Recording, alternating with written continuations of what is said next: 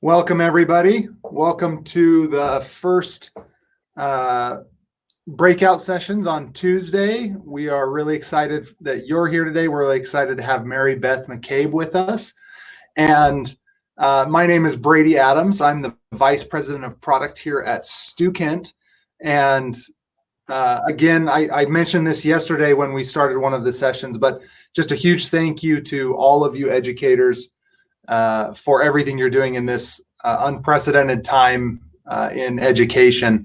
As a recently promoted 5th and 3rd grade homeschool teacher, I have a new appreciation for everything that all of our educators do in this country to make sure that our youth and our the next generation are getting the information they need to lead successful lives. And in your guys' case, these college students, they're getting ready to enter the workforce, and they're at such a pivotal point in their lives. So thank you to everything that you've done during this time. So today we have Beth McCabe with us, and she brings 25 years of hands-on experience in television, digital advertising, and business ownership to her current role as National University's Academic Program Director for Marketing. She holds a doctorate of business administration from Alliant University, a master's of business administration degree from DePaul University, and a Bachelor of Arts degree from the University of Dayton. Beth is a co-author of the Stu Kent textbook, Mobile Marketing Essentials. She received the San Diego Ad Club's Lifetime Achievement Award for Hispanic Marketing and the 2018 National University Presidential Award for Online Course Development. Today in her session, she is going to help us all address a topic that now is a lot more relevant than it ever has been in education, and that is online learning, predicting success in higher education. So as a faculty fellow in teaching at National University, Beth gathered data on students through the LMS and through end of course evaluations to answer research questions, to answer why early course access matters, discussing cutting edge primary research on how higher education can use predictive analytics to improve student retention, engagement, and experiences, and learn how course development at your school can adapt as we learn this. So again, a couple of quick housekeeping items. Use the chat. We have someone who will be following along, taking all of your questions, throwing it into a question and answer document. And as soon as Beth is done, we'll revisit all those questions, and we look forward to answering those questions as we get going. Don't forget to engage in socials. Use the appropriate hashtag that you've seen posted and plastered everywhere, which is ProfCon 20. And we'll be choosing kind of a most valuable poster from this particular session for a $5 Amazon gift card today, and we'll announce that at the end of the session. So with no further delay, we'll turn the time over to Beth. Thank you so much, Brady. That was really, really good. I really appreciate your introduction, and I appreciate all of you who are here on this fine Tuesday morning. I'm coming to you from San Diego, California, and you can see in the map in the background, we come from all over the world. And so it's my delight to be here today to share some ideas and some primary research. This is for the first time ever seen. So you are seeing and commenting on the future of online learning as far as student success goes from a perspective of completion. And so this all began last summer when our university offered certain faculty to create a research project. And so my goal was to help predict success in higher education. This has been a passion of mine, that students can be successful. And I really embrace that, because as you all know, it is not easy to be a student, and it's not easy to be a professor. We found out too, even Brady telling us about how he transformed into a professor for his young children this past few months. So just a little bit about National University. We are mostly online university that's been around for about 50 years, and we were founded for adult learners. And we had 18 campuses. I think we closed a couple with this pandemic, so I think we're down to about 15. We also have many affiliates. So we are on our way to grow nationally to be a real national university. We've got 170,000 alumni. And traditional, not. It's non-traditional. It's a month-long class at a time. And what my role is as academic program director is I'm in charge of the MS in marketing, and that's a 10-month master's program. And I'm also in charge of the specialization for our MBA, and that's a 4-course marketing specialization. Then I also have undergraduate role of the concentrations in several of the studies,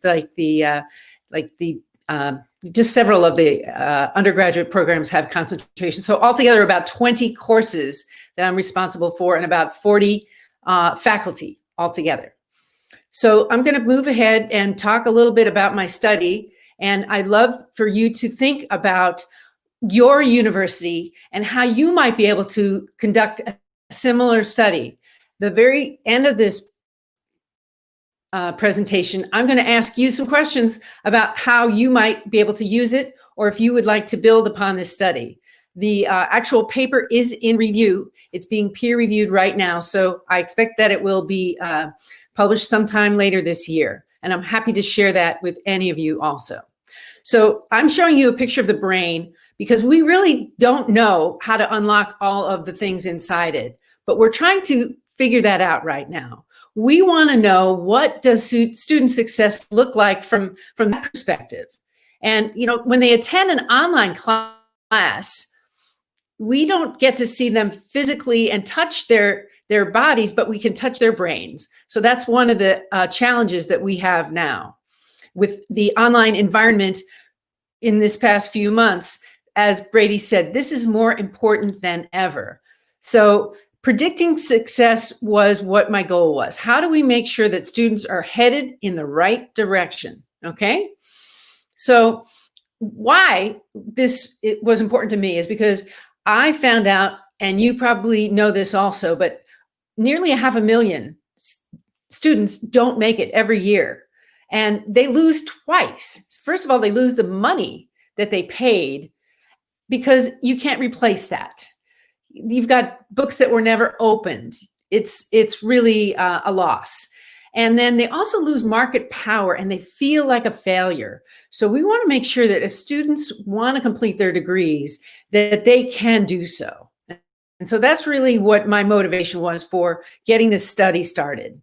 And I built my literature on a environmental turbulence model. Now, Igor Ansoff was my professor for my doctorate, and he was the father of strategic management. So I looked at the environment and different levels of change, levels 1 through 5. And I think we're in level 5 right now, which is surpriseful, which is a lot of discontinuous learning. And we're really forcing ourselves to be creative. If you agree with me, why don't you put that in the chat, level 5? If you don't think so, and you have a different level that you think we're at, go ahead and put that in there too. I want to see some engagement. I want to see that you're out there and that you're thinking about what is changing in your environment. So put whatever levels you think we're at now, or if you have a different opinion about this, I'd like to hear that too. Okay, so I'm going to move forward and then talk a little bit about my study. These were my research questions, okay? To what extent does the date of entry to a class predict the final grade? Number 2, what extent does the date of entry influence the student perception level of learning?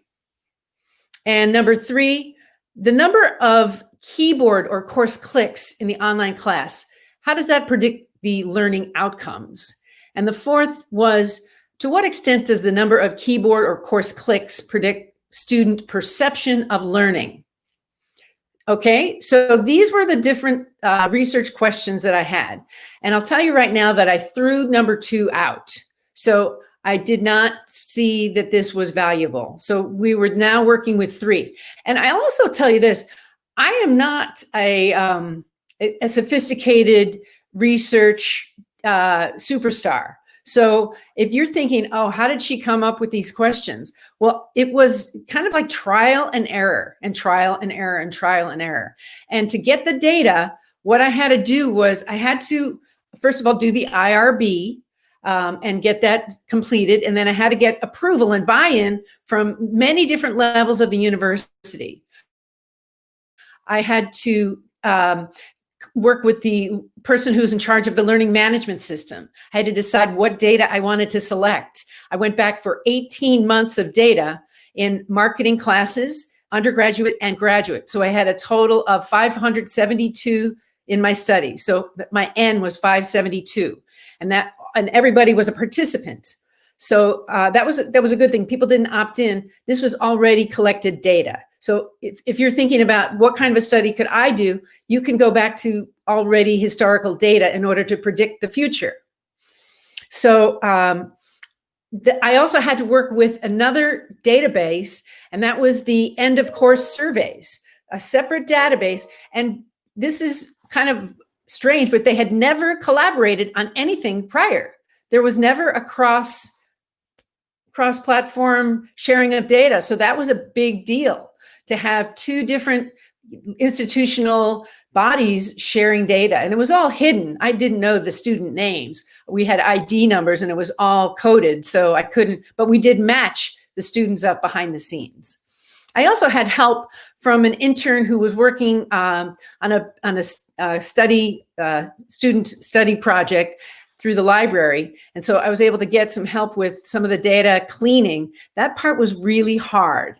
And then I had help from an outside marketing research firm who I got excited about this, and they helped me run some of the SPSS that we did, and helped me analyze and help me with some of the graphs. So basically what I did, and you can do this too, is build a team.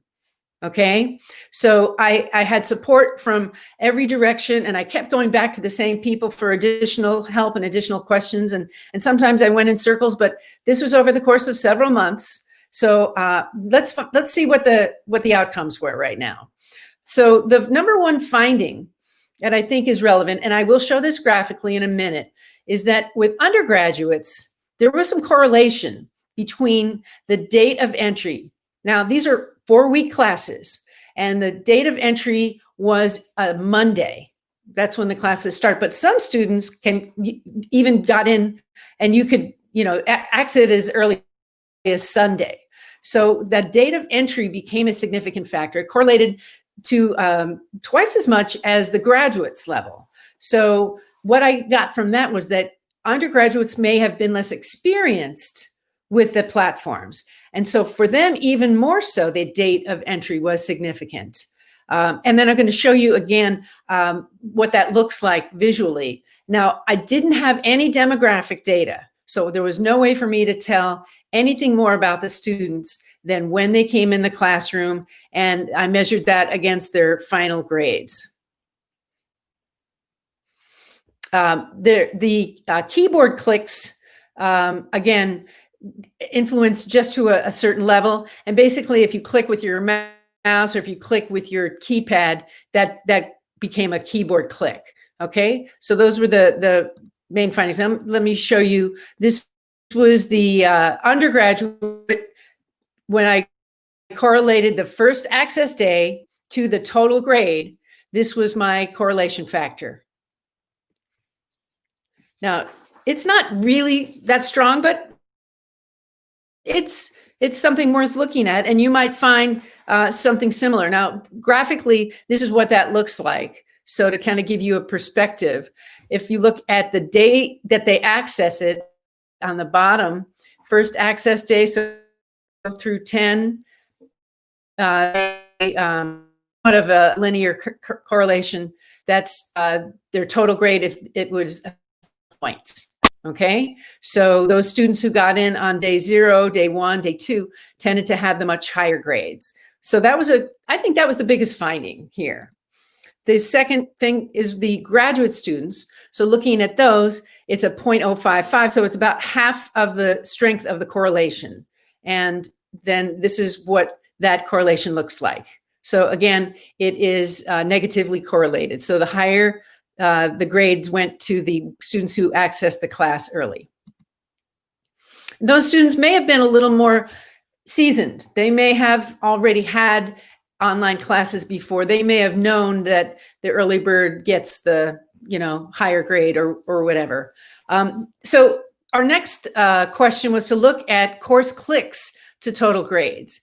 And there was some correlation here, and I'll show you what that looks like graphically. So you can see that a lot of those dots, each dot represents one student's grade, final grade. A lot of the grades are up in the 900 to 1,000 range. And again, we had to manipulate the numbers because the course values were different for the undergraduate course versus the graduate course. So that included a lot of data cleanup.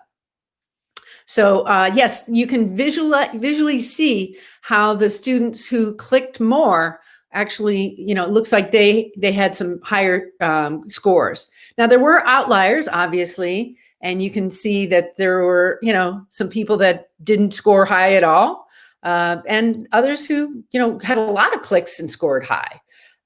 So I found some pretty interesting data when I started looking into this a little bit further. I found that there were basically two kinds of students. Okay, and this is my final image that I'd like to share with you.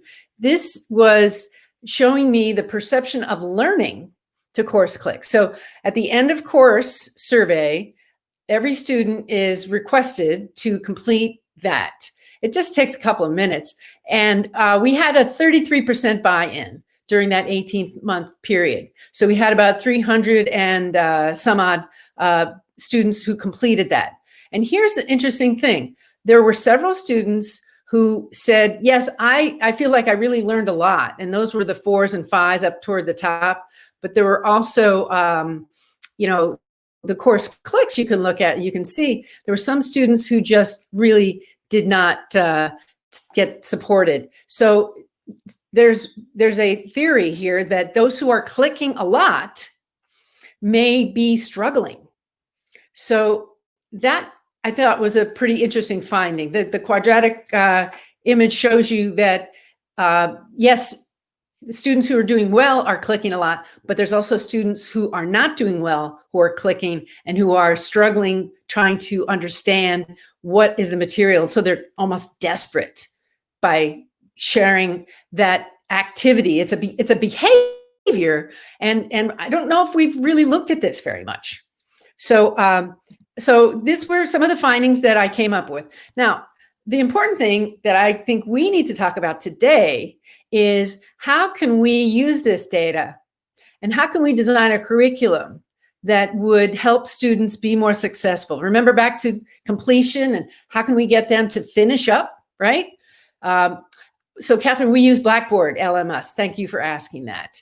So the three design applications that I'm thinking about is consider the dates of course access, and especially if it's their first class online. So maybe we can give some of those students early access or a sample class so they can feel comfortable with what it is they're learning.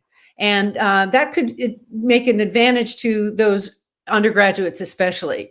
And then with those students, the faculty could encourage better planning, especially in the first week, and especially again for undergraduate students. So with that faculty encouragement, and if the faculty, like if you went out and said to your students in September, hey, I'm doing a study on early access to the class, and I saw a study that was done, last fall.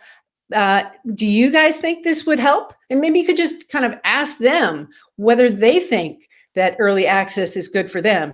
And that could just motivate them in a way that maybe they weren't thinking about that in the past. Maybe they were used to cramming in the end. But for online short classes, it just doesn't work that way. The third application for curriculum design is that if we can start paying attention to course clicks, we may be able to reward those high achievers and give them extra incentive for, even being better than they are. Okay, you get some high achievers in there who want to learn more. Go ahead and give them some extra opportunities, call it. And then for struggling students, there could be a way that you could give them remedial help, or that you could just become a better listener for when they are struggling, and refer them to the proper bodies that would be useful. So you may think of other curriculum design applications. So I'm looking forward to hearing that. Now, I also wanted to mention some of the challenges, and there were several. The access to the data, it seemed like forever, but it did happen. We were going through WASC at the time, and so the IRB approval, which it was just basically getting one person's signature to say that I'm not going to be able to see any of the data. That took nearly a month. Just the timing of everything. The preparation of the data was really time consuming also. And then I mentioned cleaning it also. Combining two databases at enterprise level was a big challenge. And then knowing how to use the data, because I did collect other data like midterm grades and final grades and some other data, but I didn't get to use that. So collecting insights was also a challenge. And then some of the limitations. Yes, it's only done with marketing students and only at one university. I mentioned I couldn't collect any demographic data, and self-selection for the perception of learning data. So we're down to about a third. And in addition, I used a third database, and I tried to look at the Net Promoter Scores. You're familiar with that, I'm sure. The student satisfaction data was too small to measure. So I had very little data to work with from the Net Promoter Scores. But it was an interesting study to learn. Now, the last slide here is really for you. This is the take home. How does this presentation, how does your participation as a faculty, how can you help your students graduate? How can you get them across the finish line? I mean, that's success for you, correct? I mean, you've been to the commencement and you know what that feels like. So how can you do better? And everybody needs to do better at this. So how can you support that student? How can you design the curriculum? How can you increase retention and course engagement? These are questions that I want you to ask yourself right now and say, what is it that I could be doing? Maybe there's a way that you can build a research study in your LMS and use this platform, use this example of how teamwork can be across, even if it's a small university. I worked with the library, the writing center. I worked with full-time and adjunct faculty as well as administration. And because we're all now teaching online, we have to look at this as a beginning spot. We are the early adopters still, even though I trained as an online teacher in 1993. I had my first training as an online instructor. It's a long story, but it was a bumpy road. So we're still at the early stages. I want to make sure that we are also promoting communication and over communication during this lock time period, and great collaboration across the faculty. So my university supported this study. They are excited for me to share it. If you do share this with your faculty, with your staff, with your administrators, would you please send me some kind of a message and say, hey, I really like that. So I'm going to put my email in the chat here. It's mccabe@nu.edu. And I would love to be able to track any kind of additional studies that come as a result of this. And I look at this as a seed, and I'm hoping that it plants in your head, how can I, just me, start a movement at my university? And I really appreciate the team at Stu Kent for allowing me to present this, because I was passionate about this. And And I'm very grateful to Stu Kent and to all of you for your attention. And so I'd love to leave more time for questions and answers. And maybe some of you have the answers if I don't. Thank you again for your involvement. Awesome. Thank you, Mary Beth. We've Thank got you. some questions that have come in. I think you've already responded with which LMS that National U uses, which is Blackboard, correct? Yes. Awesome. And then Catherine Hillman also had a question, said, curious to know if National U has a student readiness training course for online students to help them navigate the course and plan for their own success. That's a really good question. Thanks, Catherine. I believe there is one in the works. We have had them in the past. And I know that it's a barrier to students. It's friction to students who've never taken an online class to just jump in and expect to have full capability. And so I believe that having that type of a course would be valuable. If you have an example of one that you'd like to share with me and with the others, I'd love to see what it is you're doing. At this time, we have some, National University is kind of like anybody can get into the university, but it's hard to graduate. I don't know if that's it's hard to stay because it's a challenge, but we don't have barriers to get in. And therefore our completion rates aren't that high. A lot of our students come from other universities. They do come a lot from community colleges, and they come from the military.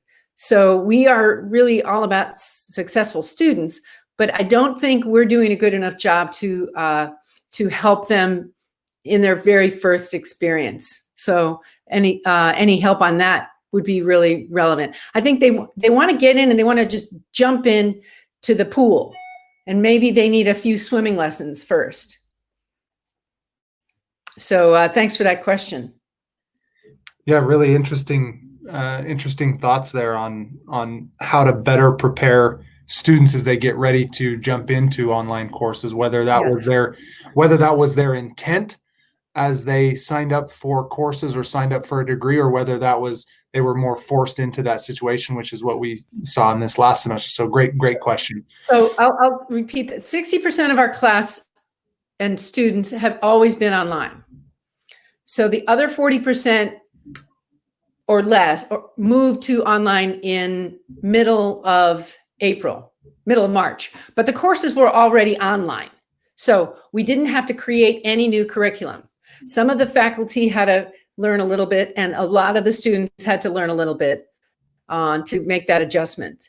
But we are still in the 100% online mode, and our classes and offices are still closed right now. However, we are embarking on something really big in precision learning. Precision learning is a one-to-one and one-to-many.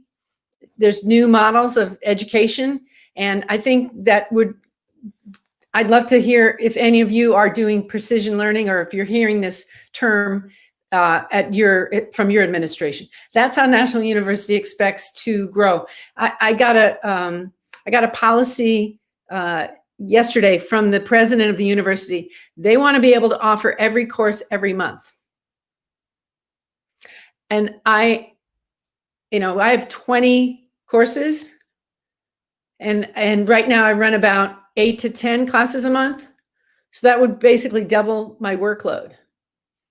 Yeah, so this is their dream. And I'm running this 10-month master's in marketing, MS in marketing. And we've got 50 students, and I've been running it for just about a year now.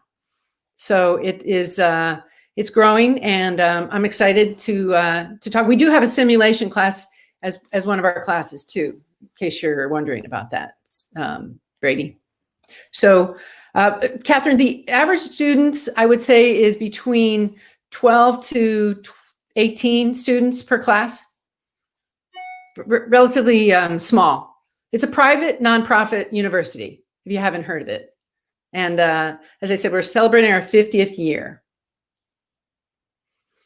So it'd be really, I'm teaching a mobile marketing class next month, and I can't wait to share this data with my students and say, hey, you know what? Students who come in early get the high grades. It's not going to pay to wait till the 4th week of class, even, if it's because we also hear the async and sync, and everybody kind of has a different opinion on that. But Stacy, I love digital badges. Absolutely. And if there's other questions that I haven't answered already, Brady, let me know. But I've always tried to badge students. One of the things I do is, and even if I don't have a star in the LMS, I use a Shift 8, and that gives them a star. And I put 5 of those out there for the students who are the first ones to answer a discussion board question. So thanks for your question, Stacy. Yes, you can figure ways to give digital badges, even if your LMS doesn't have those available for you. You can make them up. Yeah. Great questions. There was another one from earlier in the conversation when you were sharing some of your some of the findings and some of the data. It was curious to know if there was any segmentation by age or year as it related to some of, I'm assuming it was some of the findings around, access, first-time access to a course. Thank you for asking. That happens to be, I'm back one slide. There was no demographic data collected.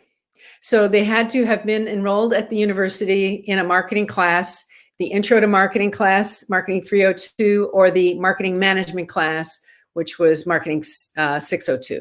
So again, there were 18 months of student data, and we collected every single student who participated, who was in the course.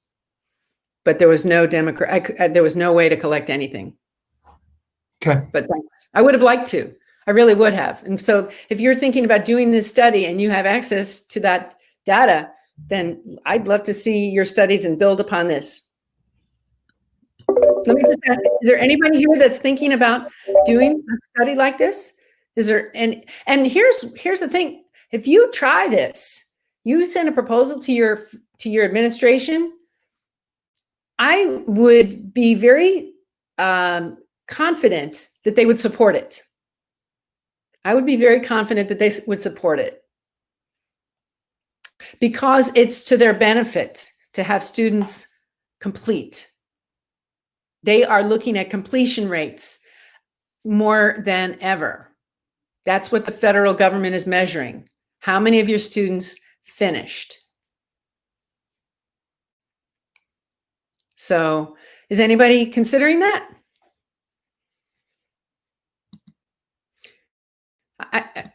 Sorry, Mary Beth, I lost the connection there for just a second. Yeah. So I'm going to go back here to this. You might not have seen this kind of a graph before, but you're definitely seeing that undergraduate students' total grades did make a difference, but you also see struggling students on this. So very interesting. And again, my biggest finding, I think, was this one here about it was about 0.136. So that was your negative regression, date of entry to total grade for undergraduates made the biggest difference. Okay. Were there any other questions? Mary Beth, I had one. I think we've covered all the questions in the chat. Okay. What are some of the, you mentioned your first online course training was in '93.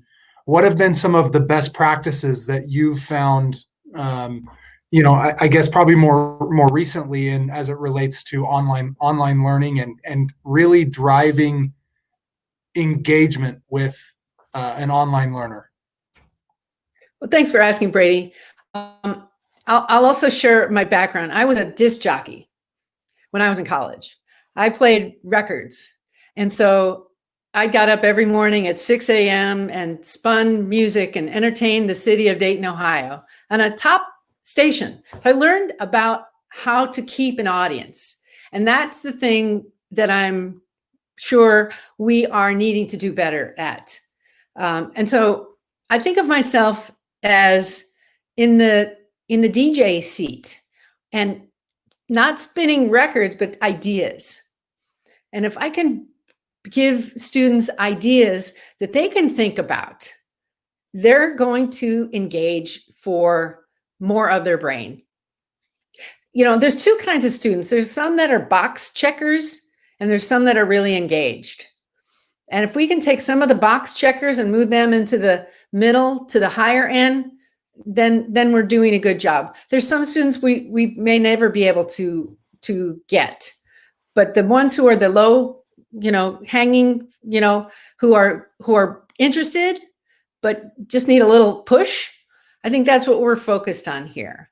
And it may be that we need to play the right music. It may be that we need to just be more relatable and not try to be so wise and talk about maybe some of the mistakes we've made. I think that really helps to humanize who we are. And therefore students want to learn. And so that's that human touch. So thank you for asking, Brady. I think if we can touch our students in their hearts, it'll go to their minds. That's my 2 minutes of how can we do better? What best practices are we at? And for faculty to do that, I think that we need to be a student. We need to sit in an online classroom and we need to figure out what we like about that online class and what we could do to improve it. So let me ask out here, how many of you who are in the room have ever taken an online class? You say yes or no. I'd love to get a poll on that. How many of you have taken an online class? Good. Absolutely. Thank you for those responses. Catherine, you are so correct that you've got to build that empathy out. Yeah. So if you haven't taken an online class, this might be a good opportunity for you to jump in and enroll. And whether it's for a grade or for an audit, you should see what it's like to go to the factory, so to speak. And I think that builds the human element. And I love to tell my students that I almost failed my accounting class in my MBA program. I was lucky to get a D. I was really lucky. And that when I tell them that, they realize that I can make mistakes too, and that I'm not good at everything. So less learn, I think. Learned it, and I keep learning it because there's a lot I don't know. But hey, with Stu Kent around for the long haul, and I encourage you to, if you haven't already checked out Mobile Marketing Essentials, go check that textbook out. We don't get a lot of play in the whole scheme of things, but I did give a session yesterday and gave some examples of some cases that you can use in your classes. So take advantage of those if you want. Okay. Oh, there's one of my, Gary Solomon. He's one of our faculty. Thanks, Gary. Cool. Well, Mary Beth, that was those were great insights. Thanks for sharing that. I couldn't agree more with what you said. So thanks for being so engaged with Stu Kent. Thank you for being so engaged in the education community, and we're grateful and glad that we have educators like you who can continue to improve the way that students learn, improve the way that things are taught. So thank you for everything you're doing there. As far as our kind of most valuable poster for our session, I think, Catherine, thank you for your engagement in the chat. Thank you for your engagement yesterday as well. So definitely, Catherine, you take it for this. So a $5 Amazon gift card coming your way. So thanks for being so engaged with us. if there aren't any other questions, again, thank you, Mary Beth. We're so glad you were with us today. So thank you for sharing with us this research for the very first time. We appreciate it. Take a snapshot of this right here, right now, if you can. Show it to your people and say, hey, can we do something like this? And let me know if you do. And of course, this will also be shared with all of those who are able to access this. And if you want it from me, I'm happy to share it with you. Yeah. Thanks again. Take care. Thanks. Have a great rest of the day.